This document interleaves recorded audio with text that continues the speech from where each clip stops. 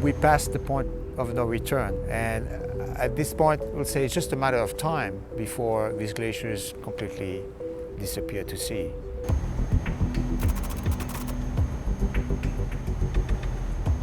We've focused more on this particular sector of West Antarctica because this is where we see the most dynamic changes.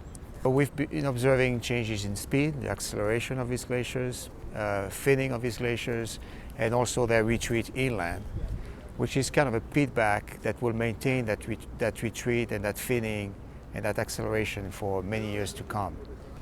We've been looking at 40 years of changes in velocity over that whole sector. And what we see is a continuous increase in discharge of ice from the glacier to the ocean.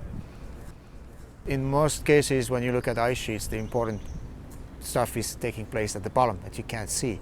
So the grounding line is the place where the glacier detaches from the bed and becomes afloat with the ocean. And as it becomes afloat in the ocean, we see the retreat of the grounding line on the glacier as is being melted more strongly by the ocean. And you see that the bed of the glacier slopes inland.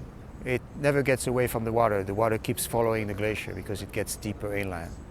The first time we could image it was in 1992, and in 2011 we looked at the data and went, wow, there's been so much change in the position of this grounding line. You can't miss it.